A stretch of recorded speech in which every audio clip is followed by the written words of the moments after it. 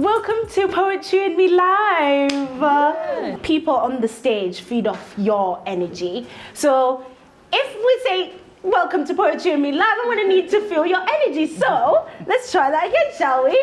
Welcome to Poetry and Me Live. Thank you very much. So I'm A the Poet. I started Poetry and Me Live in 2020 in lockdown. We won't talk about lockdown, that's a thing of the past. But one thing I really wanted to get out of Poetry and Me Live was to provide a platform for other poets far and wide across the world. And just to spread the joy of poetry. Poetry for me has been an avenue of therapy. It's gotten me through the tough times. It's helped me celebrate the good times. And why not spread something like that? And one thing I love about what I do with regards to Poetry and Me is it shows people that they can be writers too, because one thing that I found growing up at school was I would never have identified as a poet just based on the poetry we read at school, the poets we saw who came into school, etc. So this is literally trying to mitigate that, to show you in the audience or far and wide on, if you're watching online, that you can be a poet too. We don't have two heads, as my parents love to say. I don't have two heads, so you can do it too. Whether it's to perform or whether it's to just find some way to express yourself. So thank you so much for coming. We have three amazing poets that are featuring tonight. We have Lara Grace Ilori. Give it up for Lara. That's it, that's the one. I feel like when we have a break, you guys need a little bit of lubrication, and I feel like the one is gonna pick up as the night goes on. Then we also have Chris, who's gonna jump on the mic. And lastly, we have Salient Voice. Give it up for Salient. Amazing. So I thought, since obviously as the host, I am a poet too. My name is A the Poet. Why not kick it off with sharing a piece? Just to give you a bit of background about this piece, it's dedicated to my sister. She didn't know, if you could see her face, she didn't know that this was a poem, this was the poem that I was going to perform. I was made redundant last year, and I decided to take this creative journey seriously. I decided to put my all into my purpose, and that is what I'm now doing. And I don't think I would be able to do it if it wasn't for my sister. She supports me in everything I do. When I feel like I can't do it, she is basically my backbone. She sees things in me that I don't see sometimes. So I thought, this is the second time we've done this. It's time for me to kind of like get real and I always get the flowers at the end of the event. Let me give flowers to those that deserve it, and you, Sissy, you deserve it.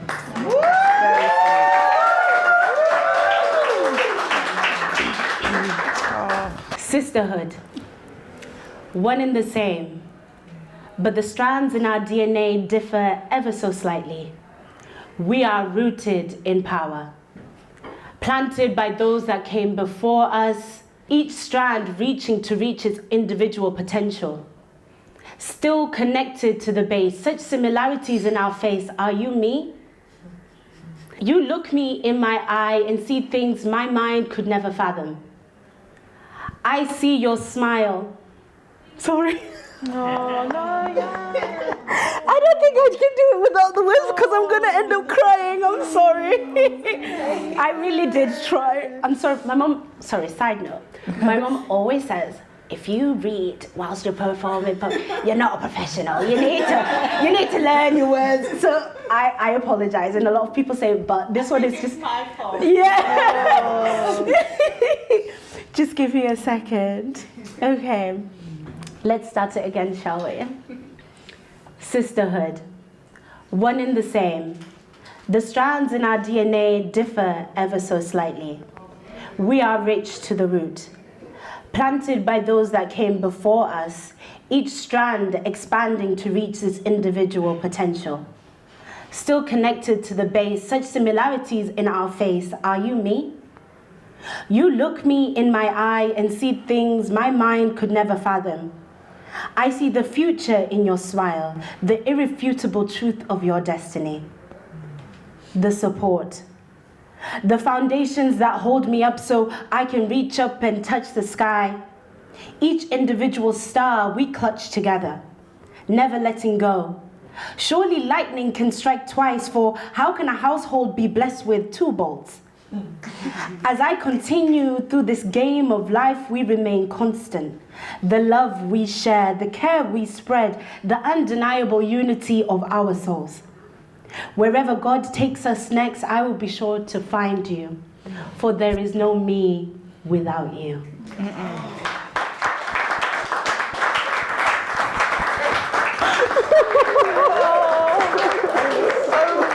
I love you. Thank you.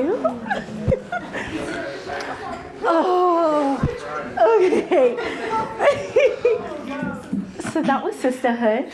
And I feel like if you're new to poetry, spoken word, and if you hear a poet today, hear something that resonates with you, like you like it, you can click, you can clap, you can word, you can, yeah, I like that one, yeah, you can, if you hear like a line that you really resonate with, let us know, we feed off it, and we'll bring it, do you know what I mean? Okay, so we're gonna bring up our first poet. I met our first poet at a Speak Beat event here at Bush Theatre. She honestly blew me away. It felt like the way she performed her poetry, I just felt, you know when you have a sense like, I wanna know who she is. Like, I wanna get to know this girl. Like, I feel like there's a budding friendship brewing here, and I just felt like she would be perfect for Poetry Me because I want to jump into conversation with her. So please give it up for the amazing Lara Grace Ilori.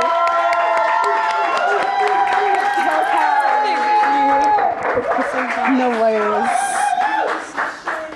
I think you got some people in the crowd. I do, my girls. Oh, we thank God. Thank you for having me. Thank you for being here. So Lara's going to jump straight into her poem. Hello, everyone. Hi. Thank you for having me tonight as well, Amanda. You're welcome. My first poem is called Glasshouse.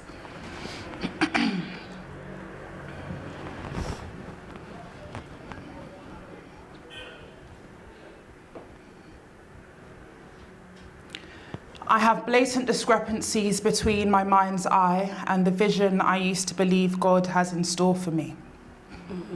I'm searching for the right answer when everyone around me keeps telling me to be still, and I keep telling them that tranquil thoughts don't live here anymore, and one door closes, another door opens to that frightening feeling I get of loneliness, so I deceive myself in the Sierra and Ray and Nephew to plough through the nights that I just want to dance and cry at the same time. I'm telling you, it is sublime, the way that I am trying not to rush the process. Say yes to everything I know that gives me pleasure, because I endeavour to find the peace that I know was once within me, but I'm blocked by my own mind's eye. See, I started to believe the lies and the stories that I'd be spinning in my mind, replaying them over and over, stopping my mind and spirit from having closure, because here we go again with the delusions, leading to confusions, illusions, allured by the past me I prefer, in comparison to the person that is now standing before you. Ooh. There is only so much that my spirit can handle. When I light my candles before I sleep, I cry a wail that my ancestors can hear far in the seas and the skies.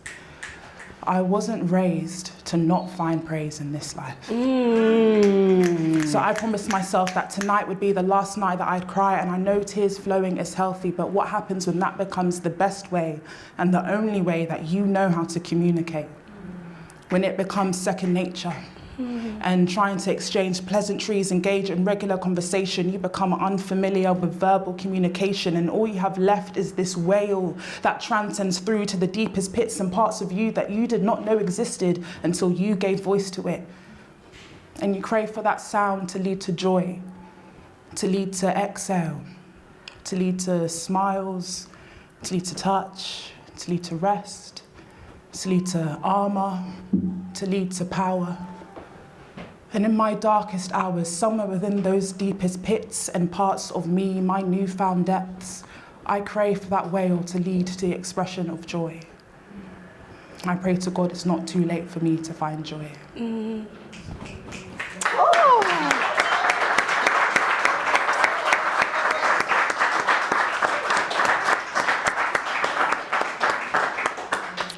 So the next piece that I'm going to be doing is called Run a Girl. And this sort of links to the first one because I like exploring mental health in my writing, and at the moment I'm trying to explore how to use that to write plays. So this is just an idea of a play that I'm exploring. Give it up for Lara.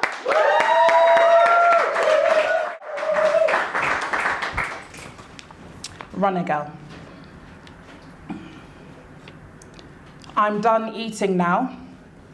I get up and wash the plates, and Dad gets ready to start his night shift. And I say to myself, once all the plates are out of the sink, I'm gonna go get ready. I'm gonna try running again. It's been 3 months since, but something's gotta give in because running is my safe haven, and I know I'm made of stronger stuff than I give myself credit for, and I can't wait to Usain Bolt it out of that door. So within a flash, the plates are done.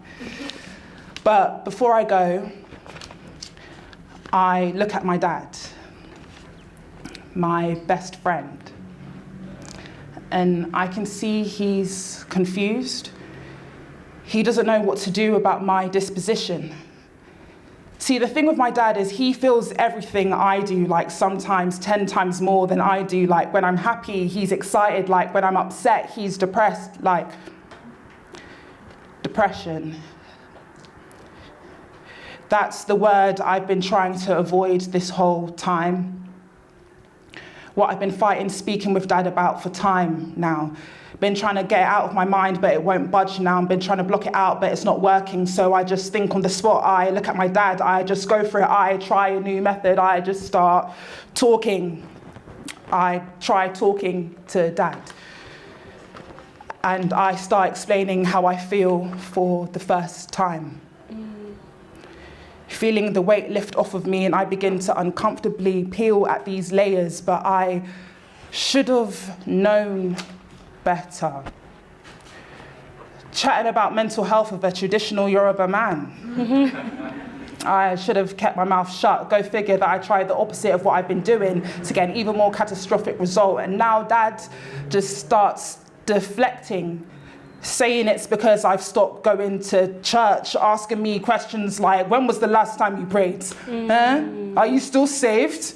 When was the last time you read your Bible? Yep, he becomes defensive, unresponsive, now even deactivates the conversation by saying, Anu, I don't have time for this. You know I have my night shift, telling me you need to pray, Anu. Don't tell me you're now talking to counselors now, Anu? These Westerners cannot help you. Don't forget God now, Anu. Anu, look within you. You are made in his image. I don't know what more to say to you, Anu. It's up to you to decide, Anu. And like that, I lose my patience. And father and daughter pleasantries fly out the window. The conversation's growing more and more difficult. My frustration is far from minimal. It's becoming harder and harder to share with him. And I think, is this what Mum felt when she was trying to share with him too? What would Mum say if she knew I'm feeling the same way she felt too?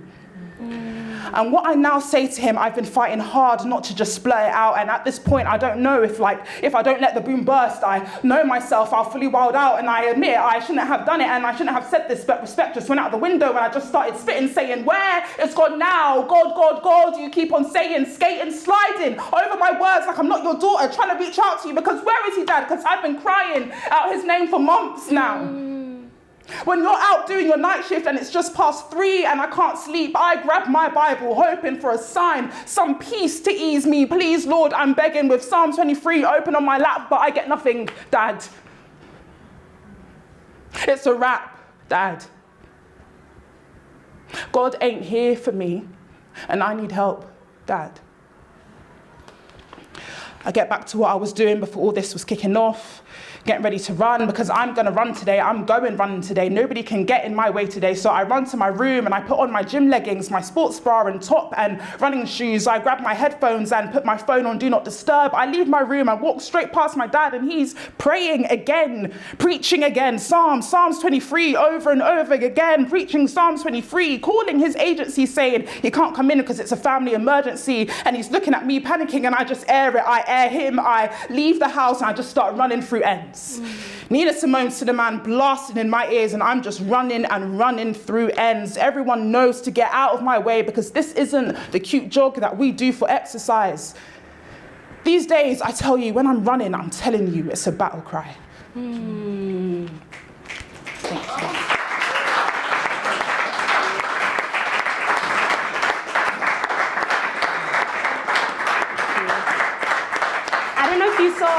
You got standing in the back. One more time, please.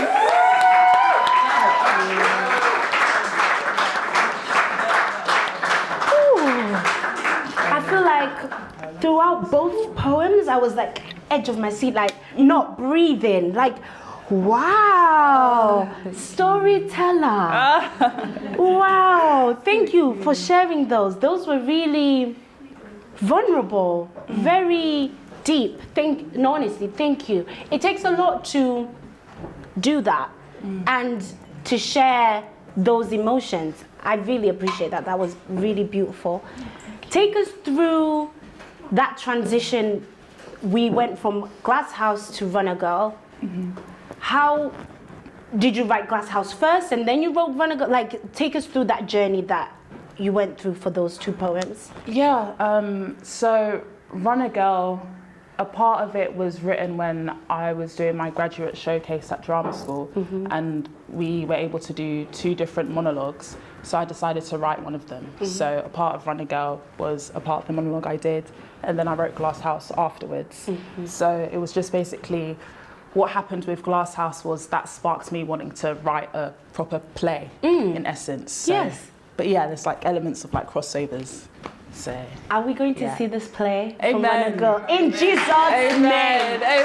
In Jesus' name. Because Amen. I see that story, and I feel like quite a lot of people, I'm not Nigerian myself, I'm Zimbabwean, but I feel like a lot of us would resonate with that, like with the mental health and the battles sometimes, not all the times, but sometimes it is with parents and like them trying to understand where we're coming from, that, okay, we're going to therapy. Sometimes they don't get it, but I think a lot of people would resonate with that. And is it just me that wants to go and see that play? Is it? Yes, for real, for real. It was really, really beautiful. And you just touched on the fact that you went to drama school. So it would be really good to know, like, to delve in a little bit deeper about how that form of like storytelling, how do they both come to play? Do you find that it's really easy for you to act because you're a poet, or is it really easy for you to write poetry because you're an actor and you're a storyteller in that sense? What came first? So those were a lot of questions, but like, you know what I mean? Yeah.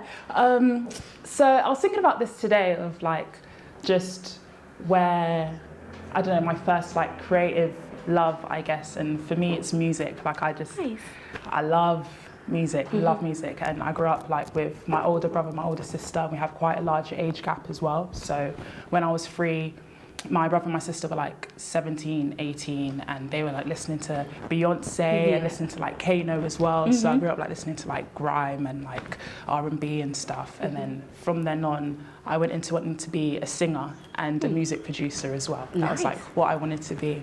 Yeah. But then as I got older, acting just became the thing that I said, I think I'm good at this and I want to be better at it as well.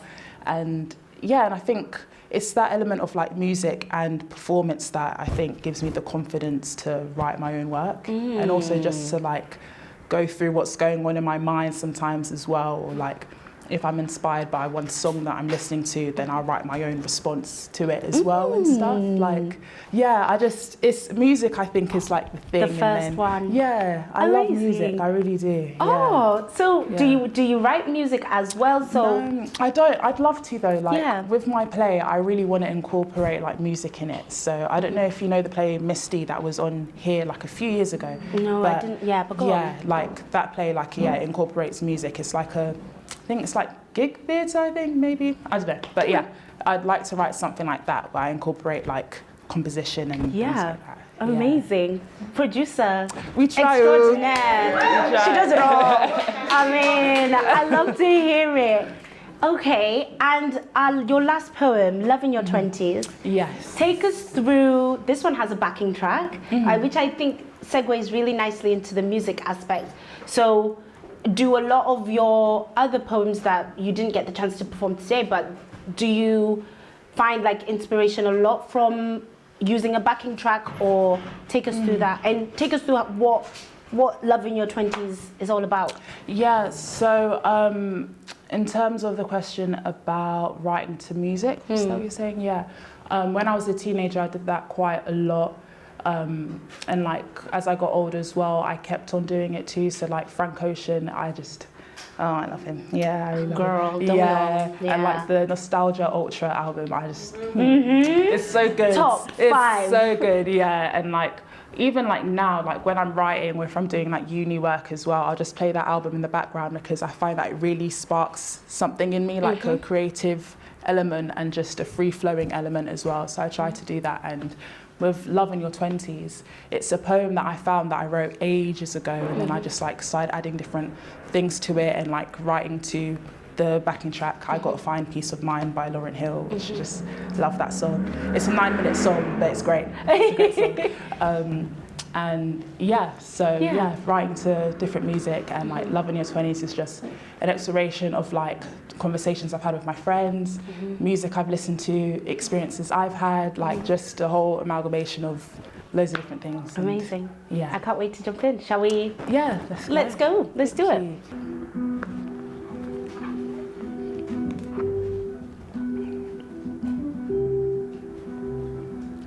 Have I made the right choice in saying goodbye this time? I always go back and forth in circles on whether independence and solace are the outfits that I wear best, or if I can learn to find my self-assuredness whilst sharing a life with someone else. I've felt my conscience telling me otherwise on the latter. I have beautiful daydreams and night spells of romance and intimacy, but when I become conscious, when it comes into fruition, I feel distant in the moment. My mind wonders if whether or not developing connection based on vulnerability, laced in accountability, is something attainable for me. The prospect of experiencing palpable, electric, chemical, euphoric love where you're so consumed by the feeling, like it's as if you can't eat and you can't sleep, it both excites me and strikes stifling fear within me. So I decide to block out those possibilities and come to the realization that living life solo is the best decision for me, but there's a voice in my head whispering otherwise. I despise the fact that I have to always think twice about my conclusions, the constant questioning, belittling my own say-so. If something doesn't feel right, I should trust in my gut feeling, my free will to call the shots on my own destiny, and trust that through what I've learned of love in the past, by this point, I must know what's best for me, surely. God has blessed me with divine friendships and a beautiful family to show me examples of what love is. Therefore, what my experiences of love outside these family and friend relationships could be, so I can lead by example and trust when I know. I will know when this feels like a love that is right for me, but I feel something telling me maybe I've caved in a bit too quickly this time in saying goodbye. Maybe I should have given it longer to see if we'd get it right this time around. We went back and forth like two kids on a seesaw, one of us carrying the load whilst the other is still processing the repercussions of the last argument from the night before. It becomes hard to vent and process present moments when you're still hung up on the past. The confrontations seem to last lifetimes. No wonder I decided it was time. I was at my wit's end. We stopped being friends. So why am I second guessing my choices if you help to make them for me? I know better than this. Ignorance is bliss, but when it comes to this, I can't help but think I'm bearing witness to my possible timely demise. Am I surprised? I've never felt so alone, but I've chosen this because I have too many experiences, anecdotal happenings of receiving love from the wrong people, receiving a love not for me in conclusion, failed talking stages, empty pages that now bear scribbles of the scraps that people decide to leave when they enter your life storybook. The scribbles all jumbled, paint a pixelated picture of our time together and the imprint it left of my ability to trust. Experiences of lust, passion lacking true depth, and honesty from both parties, because I have had barriers in place from when my heart bared its first blow of unrequited love before it even developed. I tell you, love in your 20s is just too confusing. Preach. And I received no warning. It's nothing like the fairy tales I was fed through Disney back in the noughties. This stuff is Pritt, stick, glue, sticky. It's messy, it's bold, it's scary, it's daring, it's wearing your heart on your sleeve and being vulnerable without caring. It punches, it kicks, it can create a pounding in your head. It's the silent tears you cry when you're sharing the same bed. It's a game of lost and found when it comes to your sense of self. You wonder if he's better, she's better. You storm the weather of the uprise and past traumas entering your relationship dynamics. It's the fighting, it's the swearing on occasion. Your last resort becomes asking God to be the liaison. It's patience. It's a child trying to love another child, essentially. Love in your 20s, and this is just the beginning.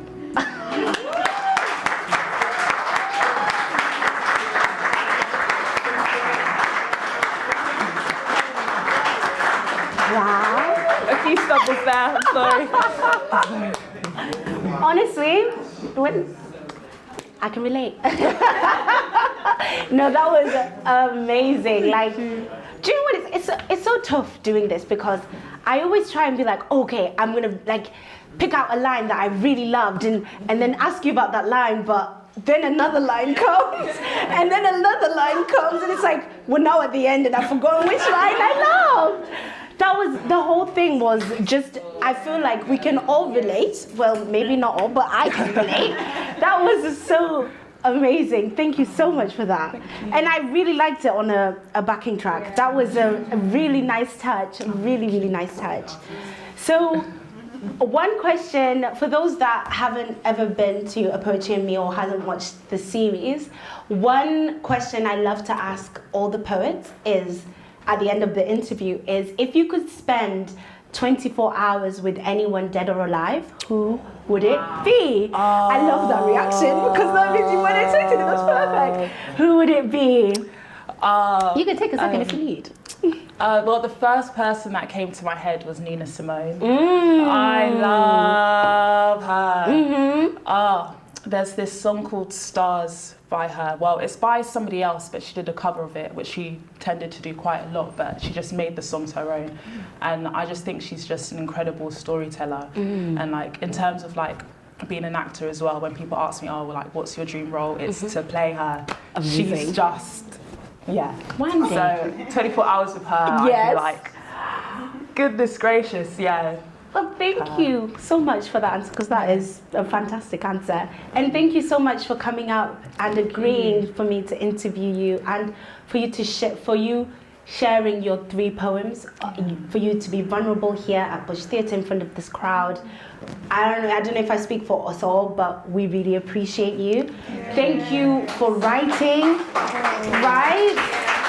Thank you. Thank you so much. And I don't know about y'all, but I can't wait for that play. Amen. In Jesus' name.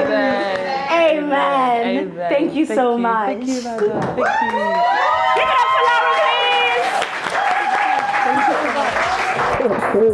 Thank you so much.